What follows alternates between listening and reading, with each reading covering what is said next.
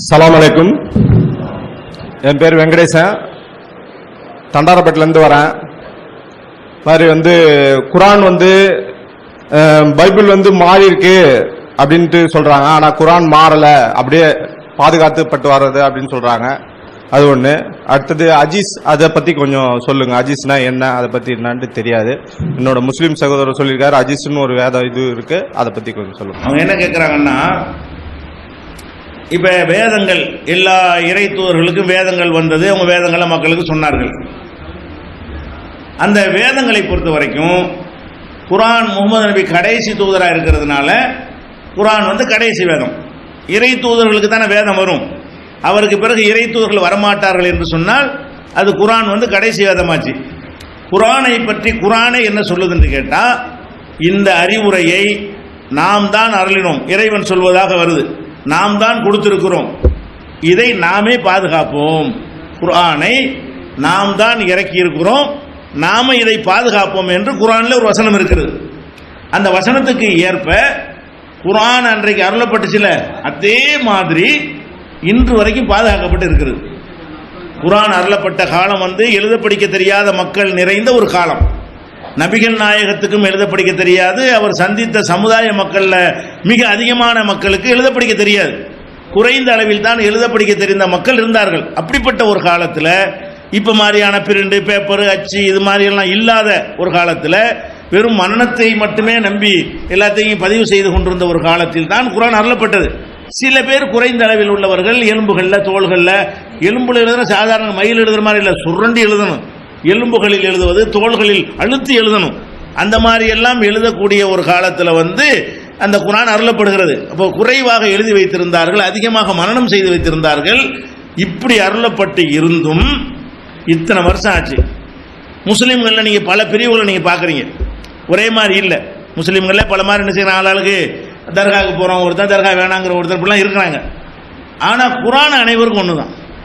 குர்ஆன் தமிழ்நாட்டில் நாங்கள் எதை குர்ஆன்கிறோமோ அதுதான் அரபு நாட்டும் குர்ஆன், இந்தியாவில் எது குர்ஆன் அதுதான் பாகிஸ்தானும் குர்ஆன், அமெரிக்க முஸ்லீம் இந்த குர்ஆன் இதுதான் குர்ஆன்கிறாரு. அப்போ குர்ஆன் என்பது உலகத்தில் உள்ள எல்லா பகுதிகளிலையும் குர்ஆனை வைத்திருக்கக்கூடிய மக்கள் இருக்கிறார்கள். அனைவருக்கும் இதுதான் குர்ஆனாக இருக்கிறது. அப்போ எல்லாரும் ஒரே மாதிரி வைத்திருப்பது எதை காட்டுகிறது? முஸ்லீம்களில் பல பிரிவுகள் இருந்தாலும் குர்ஆன் ஒன்றாகத்தான் இருக்கிறது. முஸ்லீம்கள் பல நாடுகளில் வாழ்ந்தாலும் குர்ஆன் என்ன இருக்கிறது? ஒரு குர்ஆனாகத்தான் இருக்கிறது. யாருக்கு எந்த வேறுபாடும் கிடையாது. குர்ஆனில் இல்லாத ஒன்றை இன்னைக்கு ஒருத்தர் சொந்தமாக ஓதிக்கிட்டு இருக்கும்போது சொல்லிட்டாருன்னு வைங்க, இந்த சபையில் இருக்கிற முஸ்லீம்களே 10 பேர் மனப்பாடம் பண்ண இருப்பாங்க, நீ சொன்னது குர்ஆனில் இல்லைன்றுவாங்க. இந்த குர்ஆனை மனனம் செய்தவர்கள், வேதத்தை மனனம் செய்தவர்கள் எடுத்துக்கிட்டீங்கன்னா குர்ஆனுக்கு மட்டும்தான் சிறப்பு இருக்குது. எந்த வேதத்தையும் இந்த நம்பரில் மனனம் செஞ்சே இருக்க மாட்டாங்க. லட்சக்கணக்கான பேர் குர்ஆனை மனனம் செஞ்சு வச்சிருக்கிறாங்க. இந்த பேப்பர்லாம் அழிக்கப்பட்டா கூட, குர்ஆன்கிற கம்ப்யூட்டர் டிஸ்க் எல்லாம் போனால் கூட, இந்த மனனம் செய்தவர்களை உட்கார வச்சு ஓதி ரெக்கார்ட் பண்ணி என்ன செய்யலாம், அடுத்த நிமிஷம் உண்டாக்கிடலாம். அந்த அளவுக்கு இந்த குர்ஆன் எல்லாரும் மனனம் செய்வது ஒரு கடமைங்கிற வகையில் முதல் அத்தியாயத்திலிருந்து ஆரம்பித்து கடைசி அத்தியாயம் வரைக்கும் வரிசையாக மனனம், அப்படியே வரிசையாக ஓதுற ஆட்கள்லாம் என்ன செய்கிறாங்க, இன்றைக்கும் இருக்கிற லட்சக்கணக்கில், கொஞ்சம் நெஞ்சம் கிடையாது. இந்த தமிழகத்திலே பல நூறு ஆயிரக்கணக்கான பேர் இருக்காங்க குர்ஆனை மனனம் செய்தவர்கள் இருக்கிறார்கள். அதனால இந்த குர்ஆன் பாதுகாக்கப்பட்டிருக்குது. ஆனால் மற்ற வேதங்கள்லாம் இந்த பைபிளில் அதான் கேட்குறாரு, பைபிள் பாதுகாக்கப்படலைன்னு சொல்கிறீங்களேன்னு. பைபிள் பாதுகாக்கப்படலை நம்ம ஏன் சொல்கிறோம்னா, ஒரு அவதூறாகவோ ஒரு துவேஷத்துக்கெல்லாம் நம்ம சொல்லலை, அவங்க ஒத்துக்கொண்ட ஒரு விஷயத்தான் சொல்கிறோம். இப்போ உதாரணமாக கிறிஸ்தவர்கள் எடுத்துக்கிட்டோம்னா, அவங்கள கத்தோலிக்கர்னு ஒரு பிரிவு இருக்கிறாங்க, பெரிய பிரிவு, உள்பிரிவுகள் நிறைய இருக்கிறது.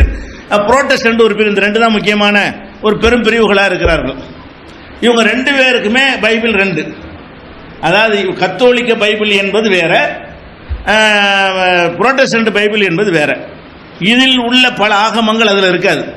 இது சேர்த்துவிட்டாங்க அப்படிம்பாங்க, அவங்க நீக்கிவிட்டாங்க அப்படிம்பாங்க. அப்போ பல ஆயிரக்கணக்கான வசனங்கள், பல ஆயிரக்கணக்கான வசனங்கள் 2க்கு வேறுபாடு இருக்குது. இவர்கள் வேதம் என்று வைத்திருப்பதே வேதம் இல்லைங்கிறான், அவன் வேதம் இல்லைன்னு சொல்வது இவன் வேதம்ங்கிறான். அப்போ வேதம் பாதுகாக்கப்பட்டு இருந்தால் அவனுக்குள்ள 1000 சண்டை வந்தாலும் அது பாதுகாக்கப்படணுமா இல்லையா? அவனுக்குள்ள 1000 சண்டை வந்தாலும் கூட வேதம் இதுதான் என்பதில் ஒத்த கருத்து இருக்கணுமா இல்லையா? அது ஒன்று.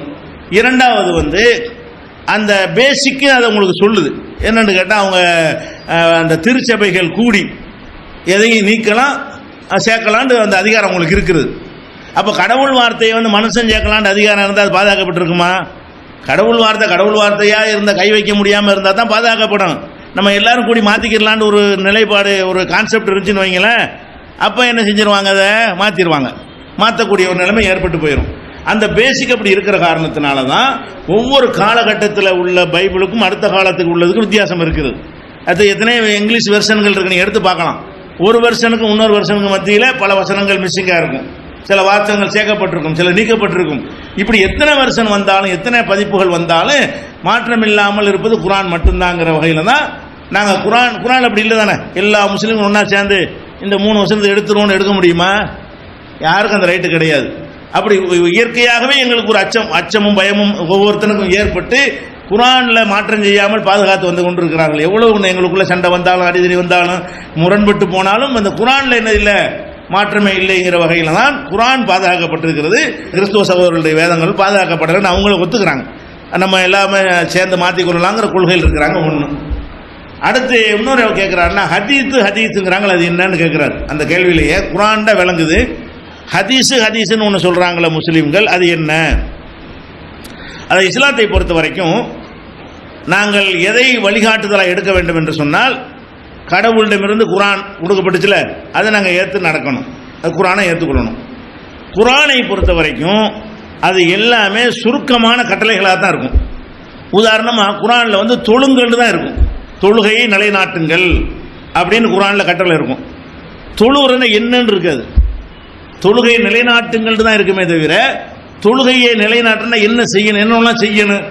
இப்போ கைகளை உயர்த்தணும், இப்போ கட்டணும், குனியணும், நிமிரணும், நெத்தியை நிலத்தில் வைக்கணும்னு நீங்கள் பார்க்குறீங்கல்ல, முஸ்லீம்கள் பள்ளிவாசலில் தொழுகிறத பார்க்குறீங்க. இவ்வளவு செய்யணும்னு குரானில் இருக்காது. குரானில் என்ன இருக்கு, தொழுங்கள்னு இருக்கும். அப்போ இந்த தொழுங்கள்னு கட்டளையை இறைவன் கொடுத்து விட்டு முகமது நபிக்கு என்ன செய்யறாருன்னா, நீ செஞ்சு காட்டுன்னு டைரக்ஷன் பண்றாரு. அப்போ முகமது நபி செஞ்சு காட்டுறாங்கல்ல, அதான் ஹதீஸ். குரானுக்கு விளக்கமாக முகமது நபி எதையெல்லாம் சொன்னார்களோ செய்தார்களோ அது எல்லாமே என்ன ஹதீஸ்ன்னு நாங்கள் அதையும் நாங்கள் ஏற்றுக்கிறோம். குரானில் உள்ளதை எப்படி ஏற்றுக்கொள்கிறோம் அந்த மாதிரி குரான். உதாரணமாக ஜக்காத்துன்னு ஒரு கடமை நாங்கள் எங்கள் முஸ்லீம்களுக்கு இருக்குது. 2.5% கொடுக்கணும். வசதி உள்ளவர்கள் ஒவ்வொரு வருமானத்துக்கு என்ன செய்யணும், 2.5% கம்பல்சரியாக கொடுத்து ஆகணும்.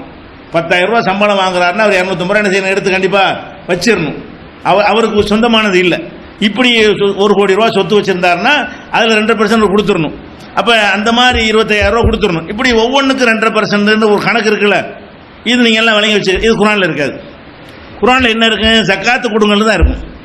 அது ஜக்காத்துனா என்ன, எதுக்கு எவ்வளோ, ஆட்டுக்கு எவ்வளோ, மாட்டுக்கு இத்தனை மாடு இருந்தால் எவ்வளோ, இத்தனை ஆடு இருந்தால் எவ்வளோ, தங்கத்துக்கு எவ்வளோ, ரூபாய்க்கு எவ்வளோன்னு என்றெல்லாம் அந்த வகைகள் எல்லாம் முகமது நபியுடைய விளக்கத்தில் தான் கிடைக்கும். அப்போ முகமது நபி விளக்குனாங்கல்ல குரான் அல்லாமல், குரானில் வந்து சுருக்கமாக சொன்ன கட்டளைகளை முகமது நபி அவர்கள் செயல்படுத்தி காட்டுறாங்கல்ல, அதுதான் ஹதீஸ் என்பது. இப்போ ஹதீஸ் குரான் ரெண்டையும் நாங்கள் ஏற்றுக்கொள்ளணும். குரானும் எங்களுக்கு மார்க்கத்திலே ஆதாரம் தான், ஹதீஸும் மார்க்கத்திலே ஆதாரம் தான். அதான் ஹதீஸ் என்பதனுடைய விளக்கம். ஹதீஸ் என்பது முகமது நபி அவர்கள் குரானுக்கு கொடுத்த டெஃபனேஷன், குரானுடைய கட்டளைகளை செயல்படுத்தி காட்டிய விதம், இதுதான் ஹதீஸ் என்பது.